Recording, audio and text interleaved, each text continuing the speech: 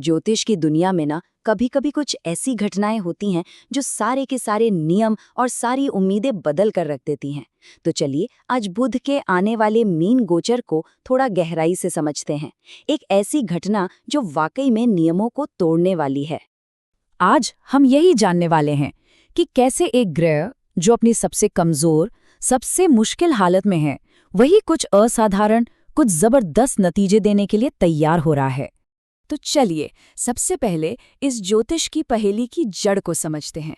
देखिए, बुध जो है वो है तर्क का, बुद्धि का और बातचीत का ग्रह है, और वो प्रवेश कर रहा है मीन राशि में, जो कि सपनों, भावनाओं और कल्पना का सागर है। अब आप खुद सोचिए, ये उसके लिए स्वाभाविक रूप से कितनी बड़ी चुनौती है। हाँ, तो ये तारीखें अपने कैलेंडर में जरूर मार्क कर लीजिए। 11 अप्रैल 2026 से 30 अप्रैल 2026 तक यही वो समय है जब बुद्धि का ग्रह बुध मीन राशि के उस कल्पनाशील और कभी-कभी थोड़े उलझे हुए क्षेत्र में अपनी यात्रा करेगा। अच्छा, ज्योतिष में एक शब्द होता है नीच। जब कोई ग्रह नीच का होता है तो इसका मतलब है कि वो अपनी सबसे कमजोर हालत में है, मतलब वो अपने असली गुण ठीक से दिखा नहीं पाता। और बुध के लिए यही हालत मीन राशि में बनती है। अब जरा सोचिए, एक ऐसी हालत जब दिमाग में धुंध छाई हो, शब्द मिल ही नहीं रहे हों और कोई भी फैसला लेना मुश्किल लगे। आमतौर पर बुध का ये गोचर कुछ ऐसी ही उलझन भरी स्थिति लाता है। साफ सोचना मुश्किल, बातचीत में गलतफहमियां और बड़े फैसलों में गड़बड़ी हो सकती है। लेकिन 2026 के लिए कहानी में एक जबरदस्त ट्विस्ट है। एक बहुत ही दुर्लभ खगोलीय संयोग की वजह से जो कुछ भी हमने अभी डिस्कस किया वो सब पूरी तरह से पलटने वाला है।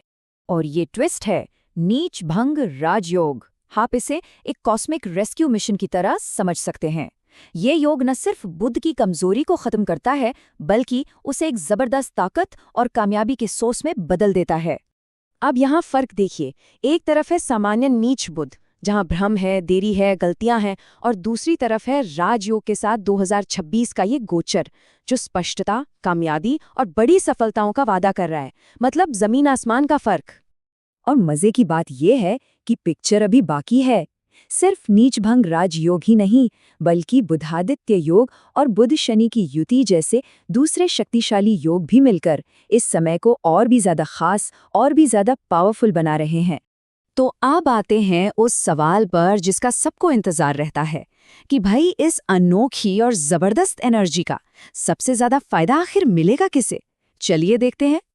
वैसे तो देखिए, इस बदलाव को महसूस तो हर कोई करेगा, लेकिन 4 राशियां ऐसी हैं जिनके लिए ये समय बहुत ही ज्यादा शुभ और महत्वपूर्ण साबित होने वाला है। ये हैं वृषभ, मिथुन, कर्क और मीन। तो आइए जरा इन 4 भाग्यशाली राशियों पर नजर डालें। वृषभ के लिए पैसों में बढ़त, मिथुन को करियर में बड़ी छलांग, कर्क के लिए रुके हुए काम और विदेश यात्रा का योग, और मीन राशि वालों के लिए तो रचनात्मकता और निजी जीवन में बहार आने वाली है। साफ है कि ये समय इनके लिए बड़ी सफलताएं लेकर आ रहा है। लेकिन अगर आपकी राशि इन 4 में नहीं है तो निराश होने की बिल्कुल जरूरत नहीं है।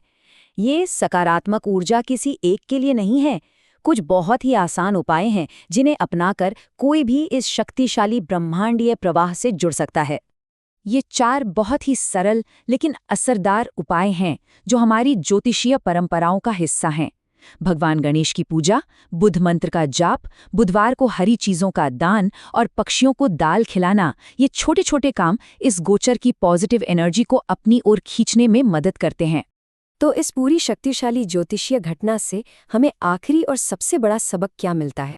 ये गोचर हमें यही सिखाता है कि जिन पलों में हम सबसे ज्यादा कमजोर महसूस करते हैं ना, असल में उन्हीं में हमारी सबसे बड़ी कामयाबियों की चाबी छुपी हो सकती है। तो अब अंत में इस विचार पर जरूर गौर कीजिएगा। आपके जीवन में ऐसी कौन सी चुनौती या कथित कमजोरी है जो एक छिपी हुई महाशक्ति हो सकती है और बस एक अनूठे अवसर में बदलने का इंतजार कर रही है?